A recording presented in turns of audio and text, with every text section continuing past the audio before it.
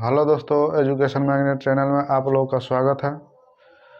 हम लोग पढ़ रहे हैं इलेक्ट्रीशियन थ्योरी, जो आगामी रेलवे एएलपी ग्रुप डी और टेक्निकल संबंधित अन्य परीक्षाओं के लिए अति महत्वपूर्ण सेशन यूट्यूब पर चल रहा है। इलेक्ट्रीशियन थ्योरी में हम लोग इसके पहले 2 चैप्टर पढ़ चुके हैं। जो भाई कृपया इसके पहले का वीडियो नहीं देखे हैं, फर्स्ट टॉपिक हमारा है विद्युत वाहक बल। विद्युत वाहक बल किसे कहते हैं? ठीक है, तो देखिए, कह रहा है कि किसी चालक पदार्थ में से विद्युत धारा को एक सिरे से दूसरे सिरे तक प्रवाहित करने वाला बल विद्युत वाहक बल कहलाता है। इसे ई या भी से सूचित करते हैं। इसका मात्रक जो होता है वोल्ट होता है। ठीक है, देखिए जी, विद्युत वाहक बल को इसका उत्पन्न जो इंड्यूज जो होता है, इंड्यूज आपका सेल, बैटरी और डीसी जनरेटर, या जनरेटर ही लिखेगा, जनरेटर ईटीसी से उत्पन्न किया जाता है।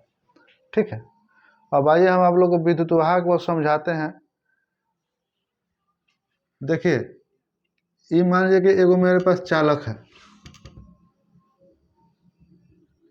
चालक का ये ए पॉइंट है, ये चालक का बी पॉइंट है।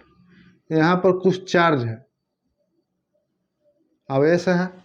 ठीक है, इस आवेश को, यानी यहाँ पर क्या है, कुछ आवेश है या इलेक्ट्रॉन है। इस आवेश को ए सिरा से बी सिरा तक लाने में जो बल का हम लोग उपयोग करते हैं, उसी को हम लोग क्या बोलते हैं? विद्युत वाहक बल। यानी यहाँ पर कुछ चार्ज है, इस चार्ज को ए सिरा से बी सिरा तक लाने में जो बल का उपयोग किया जाता है, उसी को हम लोग क्या बोलते हैं? विद्युत वाहक बल, यानी इलेक्ट्रोमोटिव फोर्स। मान लीजिए कि मेरे पास एक और एग्जांपल आपको बताते हैं कि पाइप है।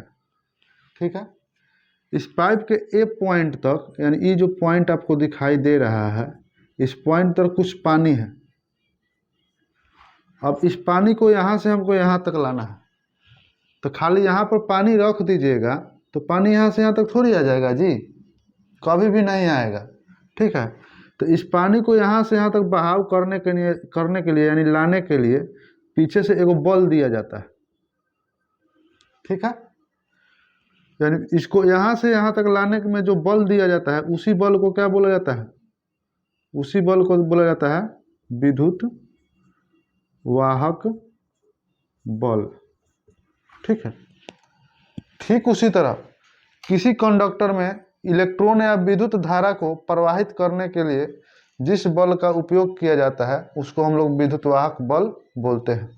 ठीक है, तो आई होप आप लोग को समझ में आया होगा कि विद्युत वाहक बल किसे कहते हैं। आइए हम लोग 2 नंबर देखते हैं, पोटेंशियल यानी विभव किसे कहते हैं। देखिए, इसका डिफिनीशन है कि इकाई आवेश को इन्फिनिटी से किसी बिंदु तक लाने में किया गया कार्य उस पॉइंट का विभव कहलाता है। ठीक है, मान लीजिए कि एगो ये पॉइंट है, ये एगो पॉइंट है। ठीक है, और यहाँ पर कुछ चार्ज है, यानी अनंत पर चार्ज है। कहाँ पर चार्ज है? अनंत पर कुछ चार्ज है।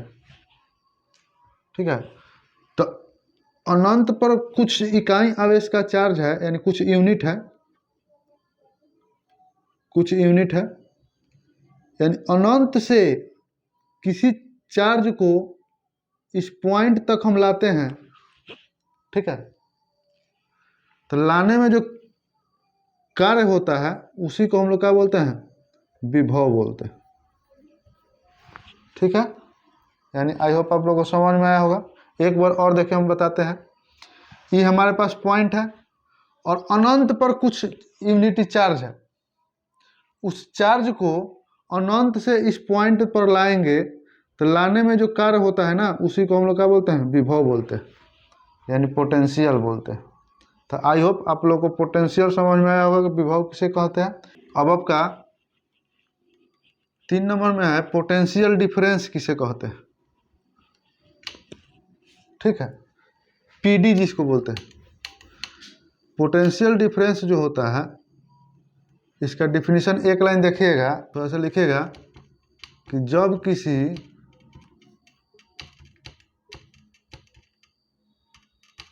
चालक या प्रतिरोध में से विद्युत धारा प्रवाहित कराया जाता है तो विद्युत धारा प्रवाहित कराया जाता है, उसके सिरों के विभव में कुछ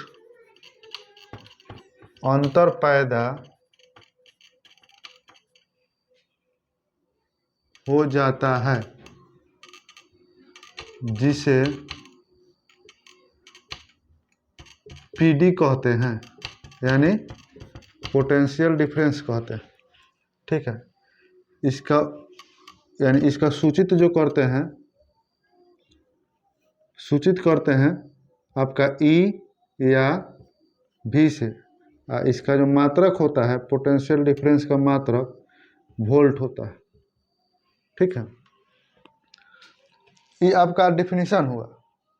डिफिनीशन कहता है कि जब किसी चालक में से विद्युत धारा को प्रवाहित कराया जाता है, ठीक है, तो उस चालक के विभव पर कुछ अंतर पैदा हो जाता है, उसी को हम लोग क्या बोलते हैं, पीडी, यानी पोटेंशियल डिफरेंस। अब आइए आप लोग हम बताते हैं। मान लीजिए कि ये चालक है, ये चालक का ए पॉइंट है और ये चालक का आपका बी पॉइंट। ठीक है, तो इस चालक में से जब विद्युत धारा प्रवाहित कराया जाएगा, यानी करंट, इलेक्ट्रिक करंट जिसको बोलते हैं, जब इस चालक में से इलेक्ट्रिक करंट यानी विद्युत धारा प्रवाहित कराया जाएगा, तो उस अवस्था में यहाँ पर मान लीजिए कि विभव कुछ रहेगा, और जब यहाँ पर वही विभव जब यहाँ पर आएगा ये बी पॉइंट पर, तो उस अवस्था में क्या होगा, यहाँ पर कुछ अंतर हो जाएगा, यानी विभव में अंतर हो जाएगा। क्या हो जाएगा, विभव में आपका अंतर हो जाएगा, उसी को हम लोग विभवांतर बोलते हैं। जैसे मान लीजिए कि यहाँ पर हमारा 5 वोल्ट है पॉइंट ए सिरा पर, लेकिन जैसे ही वही विभव यहाँ पर आया, पॉइंट बी पर आया, तो घट के कितना हो गया, 4.5 वोल्ट। तो इसको हम लोग क्या बोलेंगे, यहाँ कितना का डिफरेंस आया, यानी 0.5 वोल्ट का डिफरेंस हो गया। तो ये क्यों हुआ, क्योंकि इसके अंदर ये जो चालक है, चालक का कुछ ना कुछ प्रतिरोध होता है। ठीक है, तो ये आधा वोल्ट का जो खपत हुआ, ये प्रतिरोध के कारण क्या हुआ, आधा वोल्ट खपत हो गया। तो इसी को हम लोग क्या बोलते हैं, पोटेंशियल डिफरेंस। यानी पोटेंशियल डिफरेंस किसे कहते हैं, आप लोग को समझ में आया होगा कि किसी भी चालक में से अगर विद्युत धारा प्रवाहित कराया जाए, तो उसके सिरा पर जो विभव उत्पन्न होता है, उसमें कुछ अंतर हो जाता है। ठीक है, उसको विभवांतर बोलते हैं। भाई अंतर क्यों होता है, जितना भी चालक होता है उसके अंदर कम या बेसी विद्युत धारा विरोध करने का गुण होता है, जिसके कारण क्या होता है, पीडी पैदा हो जाता है, यानी पोटेंशियल डिफरेंस पैदा हो जाता है। 4 नंबर हम लोग देखते हैं कि वोल्टेज ड्रॉप किसे कहते हैं। ठीक है, वोल्टेज ड्रॉप किसे कहते हैं, तो वोल्टेज ड्रॉप में कह रहा है कि किसी परिपथ में चालक या प्रतिरोध में व्यय होने वाली वोल्टेज को वोल्टेज ड्रॉप या आईआर ड्रॉप कहते हैं। मान लीजिए, देखिए जी, एगो मेरा ये लैंप है, लैंप का सर्किट है, यहाँ पर न्यूट्रल सप्लाई है और ये आपका फेज सप्लाई है, यहाँ एगो स्विच जोड़ दिए। ठीक है, ये आपका स्विच है और ये आपका लैंप है, यानी बल्ब जिसको बोलते हैं, ये फेज सप्लाई है। तो वोल्टेज ड्रॉप क्या हुआ, ये तो लैंप है, तो ये क्या करेगा, वोल्टेज तो अपने आवश्यकता के अनुसार खरीबे करेगा। ठीक है, लेकिन इस बल्ब को जलाने के लिए हम क्या कर रहे हैं, कंडक्टर यानी चालक का प्रयोग कर रहे हैं। इधर इतना चालक लगा, फिर इधर चालक लगा, आपका यहाँ पर एक स्विच भी लग रहा है, और फिर ये सब चालक लग रहा है। तो ये सब चालक के अंदर कुछ ना कुछ प्रतिरोध होता है। क्या होता है? प्रतिरोध होता है। तो ये प्रतिरोध क्या करेगा, कुछ वोल्टेज को खपत करेगा, ठीक है। यानी व्यर्थ में क्या करेगा, कुछ वोल्टेज को खपत करता है। उसी को हम लोग क्या बोलते हैं, IR या वोल्टेज ड्रॉप, वोल्टेज ड्रॉप, ठीक है। इसको IR ड्रॉप भी बोलते हैं। आई होप आप लोगों को समझ में आया होगा। यानी कहने का मतलब है कि लैंप का तो यूज हम लोग प्रकाश के रूप में ले लेते हैं, लेकिन इस लैंप को जलाने के लिए हमको इतना कंडक्टर लगा, फिर इधर भी कंडक्टर लगा, फिर स्विच भी लगा, तो ये सब में कुछ ना कुछ क्या होगा, रेजिस्टेंस होता है। अब यही रेजिस्टेंस क्या करता है कि वोल्टेज को खपत करता है, ड्रॉप कर लेता है। तो इसी को हम लोग क्या बोलते हैं, वोल्टेज ड्रॉप बोलते हैं। इसको IR ड्रॉप से भी जानते हैं। तो देखिए IR ड्रॉप इसको क्यों कहते हैं, आप लोग को बता रहे हैं। ये जो कंडक्टर हम यूज में लेते हैं, यानी ले रहे हैं, जिसका नाम चालक, इस चालक के अंदर कुछ ना कुछ रेजिस्टेंस होगा।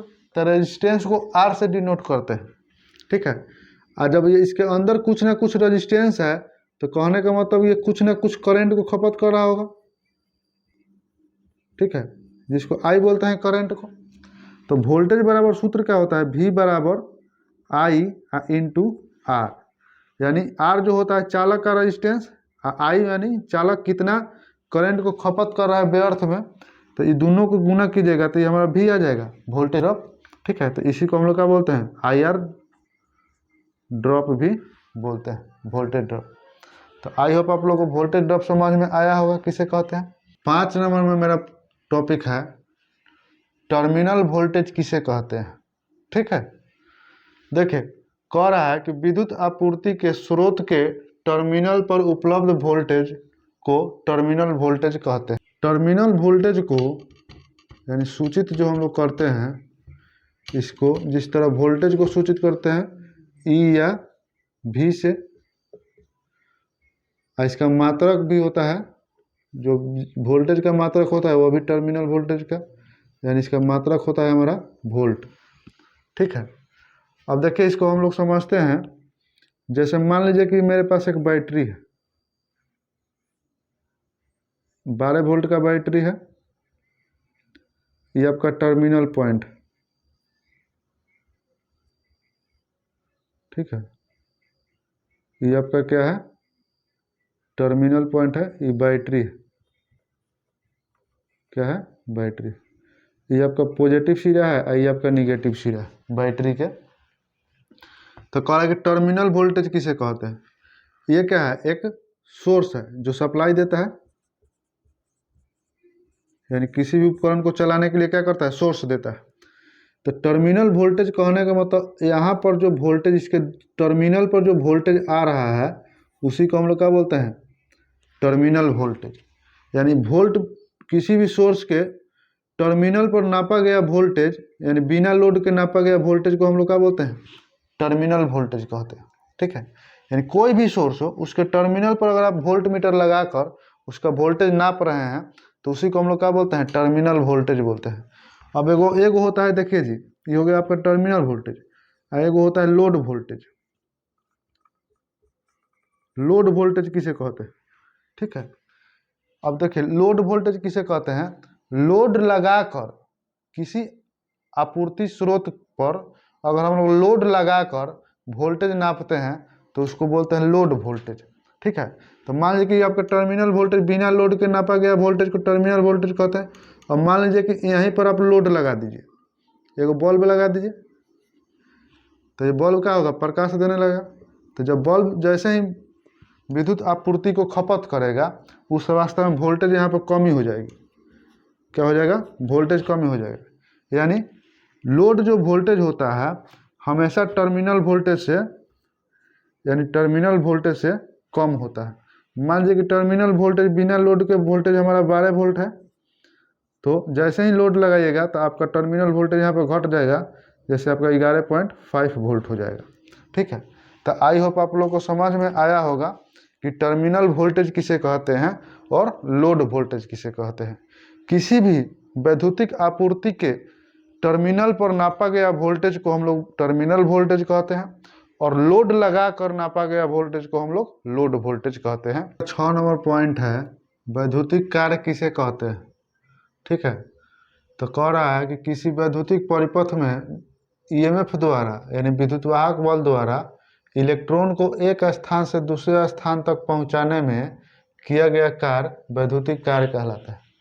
मान लीजिए कि एक स्टूडेंट को हम स्कूल छोड़ने जा रहे हैं, ठीक है, तो एक स्टूडेंट को स्कूल छोड़ने जाने में जो हम काम कर रहे हैं ना, उसी को हम लोग क्या बोलते हैं, वैद्युतिक कार्य बोलते हैं। ठीक है, एग्जाम्पल के तौर पर आप लोगों को समझा रहे हैं। देखिए, मान लीजिए कि ए पॉइंट है और ये हमारा बी पॉइंट है, यहाँ पर कुछ इलेक्ट्रॉन्स है, इस इलेक्ट्रॉन को ए पॉइंट से बी पॉइंट तक लाने में कुछ ईएमएफ खपत होगा, ईएमएफ खर्च होगा। ठीक है, तो इसी जो ईएमएफ खर्च होगा ना, तो इसी को हम लोग क्या बोलते हैं, वैद्युतिक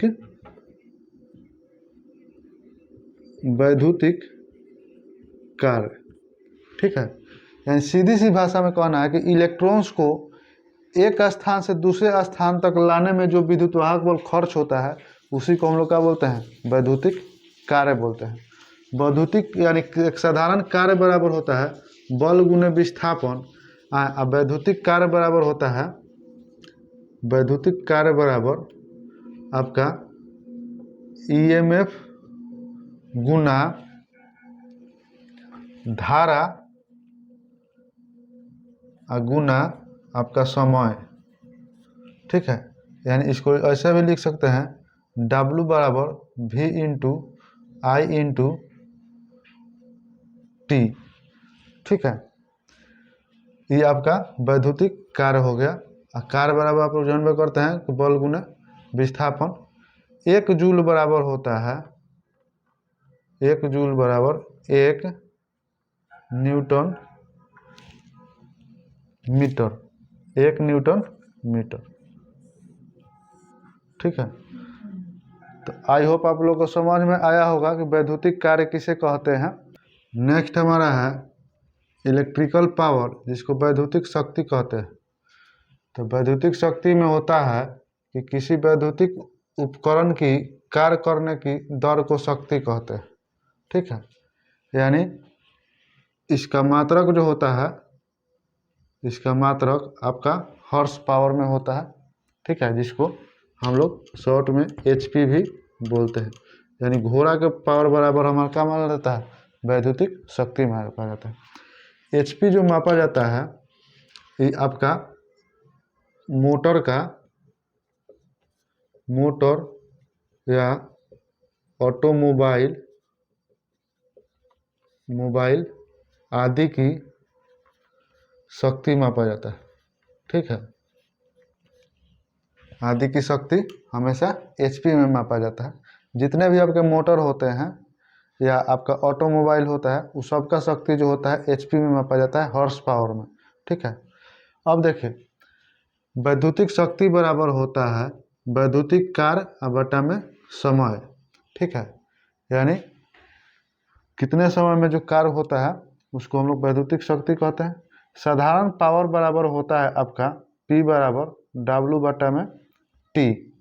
ठीक है, अब देखिए, एक होता है सूत्र कि V बराबर W बाई Q, Q का जो सूत्र होता है, Q बराबर आवेश बराबर होता है I इंटू T। ठीक है, I इंटू क्या होता है, T होता है हमारा। तो हम यहाँ पर इसको इधर लिखते हैं, आपका P बराबर हो जाएगा ये V इंटू Q, अब बटा में T हो जाएगा यहाँ से। ठीक है, अब देखिए, आपका Q बराबर आपका यहाँ पर लिखा हुआ है कि Q बराबर I इंटू T होता है। तो Q के जगह पर हम लोग क्या लिख सकते हैं, I इंटू T लिख सकते हैं। यानी V बराबर सॉरी P बराबर V इंटू आई इंटू टी। पहले से टी है ये है, तो टी से टी कट जाएगा, ठीक है। तो हमारा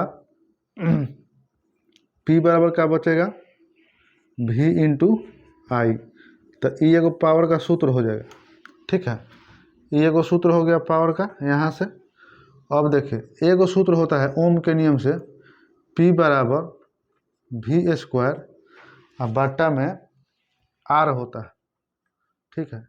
ये ओम के नियम से हो जाएगा। एगो सूत्र होता है P बराबर आई स्क्वायर इंटू में R। ये तीसरा सूत्र हो गया ये पावर निकालने के लिए। अब देखिए ई वाला जो सूत्र होता है P बराबर V इंटू आई, तो साधारण आप लोग सब कोई पढ़ता है P बराबर V इंटू आई। ये भी सूत्र ओम के नियम से होता है, ये भी सूत्र आपका ओम के नियम से होता है। एक सूत्र आपको कहीं कहीं देखने को मिलेगा P बराबर V इंटू आई इंटू कॉस फाई, ठीक है। ई वाला जो सूत्र होता है P बराबर V इंटू आई इंटू कॉस फाई, ये आपका AC सर्किट में काम करता है। यानी AC सर्किट में AC पावर निकालना होगा ना जी, तो आपका ई वाला सूत्र लगेगा P बराबर V इंटू आई इंटू कॉस फाई। ये क्यों लगता है ई वाला सूत्र कॉस फाई, क्योंकि AC सप्लाई जो होता है AC सप्लाई में पावर फैक्टर होता है, ठीक है। तो पावर फैक्टर का वैल्यू यहाँ पर कॉस फाई में रखते हैं, जिससे हमारा एक्चुअली जो पावर होता है रियल पावर आपका यहाँ पर निकल के आएगा। अगर आप मान लीजिए कि ई वाला सूत्र नहीं लगाते हैं P बराबर V इंटू आई इंटू कॉस फाई, इसी पर P बराबर V इंटू आई सूत्र पर अगर आप AC सर्किट में भी पावर निकाल रहे हैं तो आपका रियल पावर नहीं आएगा, वहाँ पर क्या आएगा, झूठा पावर यानी आभासी पावर आ जाएगा, ठीक है। तो ई वाला जो सूत्र का हम लोग उपयोग करते हैं ये DC सर्किट में उपयोग करते हैं। बात समझ में आया। AC सर्किट में भी यूज कर सकते हैं कब, जब PF का वैल्यू यानी पावर फैक्टर का वैल्यू यूनिटी हो। यूनिटी जब रहेगा ना तो आप ये भी वाला सूत्र से पावर निकाल सकते हैं। अब आइए, अब ब्रिटिश प्रणाली या मैट्रिक्स प्रणाली आप लोग पढ़े होंगे, ठीक है। ब्रिटिश प्रणाली, ब्रिटिश प्रणाली में 1 HP बराबर होता है, 1 HP बराबर 735.5 वाट, ठीक है। एक होता है मैट्रिक्स प्रणाली, मैट्रिक्स प्रणाली, मैट्रिक्स प्रणाली में होता है 1 HP बराबर 746 वाट। एक होता है आपका 1 जूल बराबर 10 के पावर 7 अर्ग होता है। कितना होता है, 1 जूल बराबर 10 के पावर 7 अर्ग होता है, ठीक है। तो ये सब आपका पावर निकालने का सूत्र होता है। अलग अलग सूत्र कहाँ कहाँ उपयोग करेंगे, ठीक है। तो जैसा आप लोग को न्यूमेरिकल मिलेगा वैसा सूत्र आप लोग लगाकर पावर का वैल्यू निकाल सकते हैं। तो आई होप आप लोग को समझ में आया होगा कि इलेक्ट्रिकल पावर किसे कहते हैं, ठीक है। यानी साधारण सी भाषा है कि बिजली से चलने वाला जो उपकरण होता है उसका पावर निकालने के लिए आप लोग इस सब सूत्र का उपयोग कर सकते हैं, ठीक है। तो आई होप आप लोगों को समझ में आया होगा इलेक्ट्रिकल पावर किसे कहते हैं। 8 नंबर में हमारा है एनर्जी, यानी ऊर्जा किसे कहते हैं। जिस तरह कार्य करने की दर को हम लोग शक्ति कहते हैं, उसी तरह कार्य करने की क्षमता को हम लोग क्या कहते हैं, ऊर्जा कहते हैं, ठीक है। कार्य करने की क्षमता यानी कहने का मतलब है कि अलग अलग व्यक्ति है तो अलग अलग व्यक्ति का काम करने की क्षमता भी अलग अलग होता है। कहने का मतलब है कि कोई व्यक्ति के पास क्षमता ज़्यादा होता है, कोई व्यक्ति के पास क्षमता कम होता है। मान लीजिए कि जिसके पास क्षमता ज़्यादा रहेगा वो मान लीजिए 5 किलो के वजन को लेकर उठाकर और मान लीजिए कि 5 घंटा तक काम कर सकता है, और जिसके पास क्षमता कम होगा वो 2 किलो के वजन उठाने में क्या करे, उठाकर और 1 घंटा रखेगा तो क्या होगा, वो थक जाएगा, यानी उसका एनर्जी लॉस हो जाएगा। तो उसको हम लोग क्या कहते हैं, काम करने की क्षमता को हम लोग ऊर्जा कहते हैं, ठीक है। तो ऊर्जा को हम लोग एक रूप से दूसरे रूप में क्या करते हैं, बदलते हैं। ऊर्जा को पैदा नहीं किया जा सकता है, यानी इलेक्ट्रिकल एनर्जी को हम लोग लेते हैं तो मैकेनिकल एनर्जी में बदल देते हैं, अब मैकेनिकल एनर्जी को लेते हैं तो इलेक्ट्रिकल एनर्जी में बदल देते हैं। जैसे मेरे पास मोटर है, वो क्या करता है, इलेक्ट्रिकल एनर्जी को मैकेनिकल एनर्जी में बदलता है। और जनरेटर मेरे पास है, तो जनरेटर क्या करता है, वो मैकेनिकल एनर्जी को इलेक्ट्रिकल एनर्जी में बदलता है। मान लीजिए कि आपके पास 12 वोल्ट की बैटरी है, तो वो क्या करता है, रासायनिक ऊर्जा को आपका वैद्युतिक ऊर्जा में बदल देता है। बात समझ में आया ना जी। मान लीजिए कोई गिटार है, गिटार जो होता है उसको क्या करते हैं, यांत्रिक ऊर्जा से उस धागा जो बना रहता है उस पर क्या करता है, ऐसे ऐसे यांत्रिक ऊर्जा देते हैं, तो वो क्या करता है, ध्वनि ऊर्जा में बदल देता है। तो ऊर्जा की उत्पत्ति नहीं होता है, केवल ऊर्जा को एक रूप से दूसरे रूप में स्थानांतरित किया जाता है। ठीक है, तो देखिए ऊर्जा बराबर होता है P इंटू टी, यानी पावर गुने समय, तो इसको हम लोग ऊर्जा बोलते हैं। 1 वाट घंटा बराबर होता है 1 वाट घंटा बराबर 3600 जूल होता है जी। ठीक, देखिए जी आपका ऊर्जा 2 प्रकार के होता है। ए नंबर में आपका स्थितिज ऊर्जा, ठीक है, ए नंबर में क्या होता है, स्थितिज ऊर्जा, जिसको हम लोग अंग्रेजी में पोटेंशियल एनर्जी भी बोलते हैं। स्थितिक ऊर्जा बराबर होता है, इसका सूत्र होता है mgh। ठीक है, mgh जो होता है, m जो होता है वस्तु का भार को डिनोट करता है, भार को, और g जो होता है वो गुरुत्व त्वरण का डिनोट करता है, गुरुत्व, और h जो होता है ये ऊंचाई को डिनोट करता है। ठीक है, h जो होता है ये ऊंचाई को डिनोट करता है।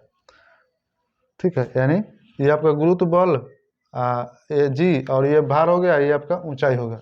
यानी स्थिति ऊर्जा, यानी किसी वस्तु में स्थिति के कारण जो एनर्जी आ जाता है उसको हम लोग स्थिति ऊर्जा बोलते हैं। ठीक है, जैसे मान लीजिए कि हम हथौड़ी हैं उठैले हैं, तो किसमें कौन सा ऊर्जा होगा, स्थितिक ऊर्जा।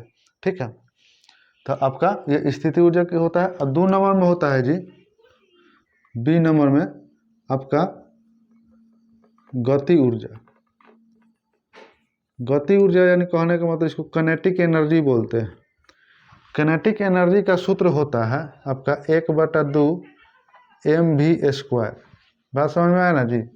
तो कनेक्टिव एनर्जी का सूत्र होता है 1/2 mv²। m जो होता है ये भार को डिनोट करता है, और v जो होता है वस्तु के वेग को डिनोट करता है। बात समझ में आया ना जी। यानी किसी भी वस्तु में अगर गति के कारण एनर्जी आ जाता है तो उसको हम लोग क्या बोलते हैं, गति ऊर्जा बोलते हैं। ठीक है, गति ऊर्जा का सूत्र होता है किनेटिक एनर्जी, अंग्रेजी में बोलते हैं 1/2 mv²। आज का क्लास हम लोग यहीं पर ड्रॉप करते हैं।